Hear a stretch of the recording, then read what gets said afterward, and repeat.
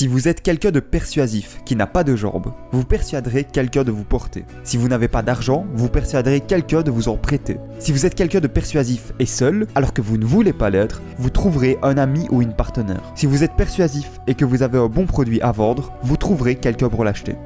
Vous pouvez avoir une idée ou un produit qui peut changer le monde, mais sans le pouvoir de persuader, vous n'avez rien. Communiquer ce que vous avez à offrir est la compétence la plus importante que vous pouvez développer. Tout ça, c'est Tony Robbins qui l'a dit. Il est convaincu que la persuasion est la compétence la plus importante. Même si je ne suis pas à 100% d'accord avec lui, je pense quand même que la capacité de persuader peut s'avérer réellement utile de nos jours. C'est pourquoi, aujourd'hui on va voir comment persuader quelqu'un. Bonjour et bienvenue sur Evolution Factory.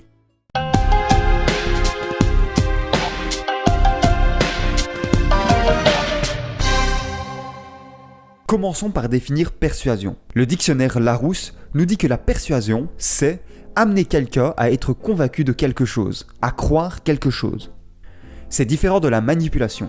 La manipulation, c'est amener quelqu'un insidieusement à tel ou tel comportement, le manœuvrer. Les deux passent principalement par la discussion. Mais, dans le cas de la persuasion, les intentions sont le plus souvent claires, alors que dans la manipulation, elles sont souvent cachées. L'ouvrage roi dans le domaine de la persuasion est La rhétorique de Aristote.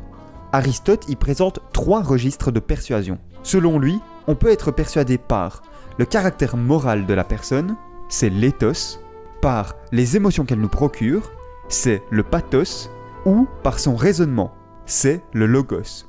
Intéressons-nous de plus près à ces 3 registres de persuasion. Tout d'abord, l'éthos, qui est la persuasion par le caractère. Elle est basée sur la crédibilité et la réputation de la personne. Plus une personne est ou a l'air d'être honnête, intelligente, capable, digne de respect, etc., plus on sera facilement persuadé par cette personne, car on lui fera plus facilement confiance.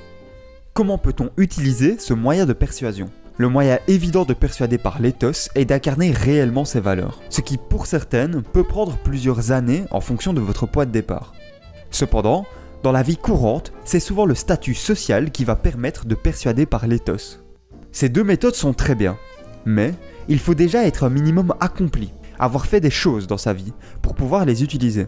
Si vous incarnez déjà ces valeurs ou que vous avez déjà un statut social imposant, c'est parfait. Mais si ce n'est pas le cas, ce sont 2 aspects de votre vie que vous avez tout intérêt à développer. Si vous décidez d'être honnête, actif et en EPI, c'est-à-dire s'améliorer dans tous les domaines de votre vie, pendant un assez long moment, vous allez vous construire ces accomplissements au fil du temps. Cependant, il est possible d'exploiter ce moyen de persuasion même si vous n'êtes pas encore accompli. Pour ce faire, vous pouvez créer un statut situationnel. C'est-à-dire que maintenant, dans cette pièce, vous avez un haut statut, même si ce n'est pas le cas dans votre vie courante. Pour vous créer ce statut situationnel, faites preuve d'assurance, de courage et d'audace. Ce sont des caractéristiques des personnes à haut statut qui sont possibles à développer pour chacun d'entre nous. En montrant que vous possédez ce genre de caractéristiques, vous augmentez automatiquement votre statut perçu. Ensuite, il y a le pathos, la persuasion par les émotions. Vous voyez ces pubs de l'ange pour bébé où on voit un bébé trop mignon jouer avec sa maman. On est en plein dans le pathos. On joue avec vos émotions pour vous persuader d'acheter ces langes. En effet, en fonction de notre état émotionnel, on est plus ou moins enclin à adopter une nouvelle idée. Pour utiliser ce registre de persuasion, le storytelling est un outil très puissant. Racontez une histoire chargée émotionnellement, avec passion. Faites référence aux croyances et aux valeurs de l'interlocuteur, et vous le persuaderez beaucoup plus facilement. Choisir soigneusement vos mots est aussi un outil puissant. La langue française est fantastique à ce niveau-là. Elle est riche et permet des approches diversifiées d'un même thème. Les mots ont du pouvoir, donc vous avez tout intérêt à utiliser un vocabulaire spécifique, imagé et connoté pour servir votre propos.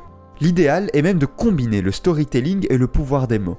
Par exemple, je suis beaucoup plus à même de vous convaincre de ne pas conduire en étant saoul si je vous dis « Un proche m'a été tragiquement arraché lors d'un terrible accident. Conduire saoul, c'est du suicide. » Plutôt que si je vous disais « Il y a des gens qui meurent en prenant la voiture en étant ivre. Conduire saoul est vraiment dangereux. » Dernièrement, il y a le logos, la persuasion par la logique. Cette approche fait appel au côté rationnel de la personne. Le logos, c'est utiliser le raisonnement, la logique, des preuves, bref, du concret pour parvenir à persuader quelqu'un. On a tendance à être facilement convaincu par une logique forte, qui est simple à suivre. Pour l'utiliser, vous devez vous baser sur des preuves. Ces preuves peuvent prendre la forme de faits concrets, de chiffres ou de sciences par exemple. Elles doivent aussi être organisées par une logique implacable. En logique, quand on met en avant une série d'affirmations, appelées prémices, desquelles on va tirer une conclusion, on appelle ça une déduction. Ce genre de logique est particulièrement simple à suivre et donc est très persuasive. Il y a d'autres types de raisonnement, comme l'adduction et l'abduction, mais je ne vais pas les aborder ici. Je vais dédier une vidéo complète à la logique, car c'est une compétence extrêmement utile dans la vie de tous les jours. Pour convaincre, vous allez souvent utiliser un mélange de ces 3 moyens de persuasion. À côté de ces moyens, vous pouvez aussi utiliser des techniques spécifiques pour persuader. Une des plus efficaces est de penser win-win. Si vous devez persuader quelqu'un, trouvez un moyen pour que vous soyez tous les deux gagnants au final. Par exemple, si vous voulez convaincre un ami de vous aider à déménager, à la place de lui dire que ça vous ferait vraiment plaisir et que vous avez besoin de lui, dites-lui plutôt que ça sera amusant de se moquer de tous les trucs inutiles que vous avez pu acheter et que vous en profiterez pour discuter autour d'une bonne pizza par la suite. Une autre technique est de créer des incitants. Des incitants économiques, pas forcément de l'argent, cela peut aussi être un échange de services. Des incitants sociaux, on est forcément plus enclin à accepter quelque chose qui améliorera notre réputation. Ou des incitants moraux, qui vont dans le sens des valeurs de la personne.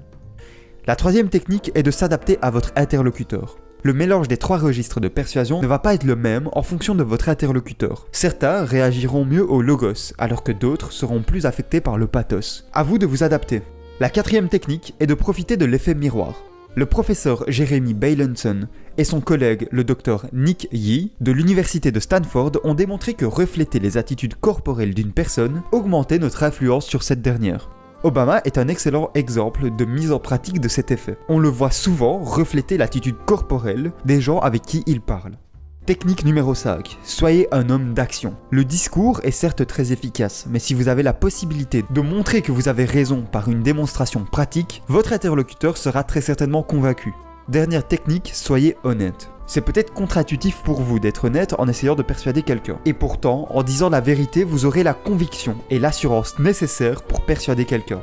Si vous voulez plus de techniques, vous pouvez toujours aller voir ma vidéo sur le livre Influence et Manipulation. Le lien sera dans la description. Je veux conclure en disant que parfois, essayer de persuader quelqu'un est inutile. Des fois, les gens sont trop fermés d'esprit. Des fois, les sujets sont attachés à des opinions trop ancrées dans l'identité même de la personne, comme la religion ou la politique. Des fois, ce n'est tout simplement pas le bon contexte, ni le bon endroit, ni le bon moment.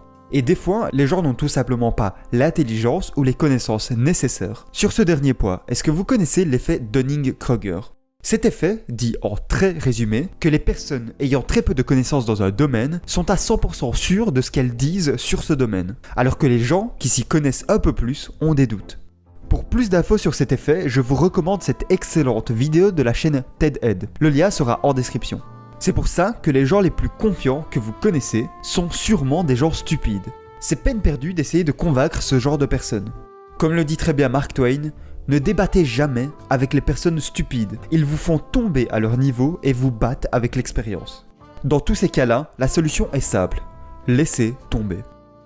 Vous avez maintenant toutes les clés nécessaires pour arriver à persuader quelqu'un. J'espère sincèrement que cette vidéo vous a plu. Si c'est le cas, n'hésitez pas à laisser un pouce bleu. Vous avez peut-être remarqué que récemment, j'ai créé une liste de lecture sur mon site, donc n'hésitez pas à aller la voir si vous voulez savoir quel livre je recommande. Comme d'habitude, si mon contenu vous intéresse, abonnez-vous. Sur ce, merci d'avoir regardé et salut à tous.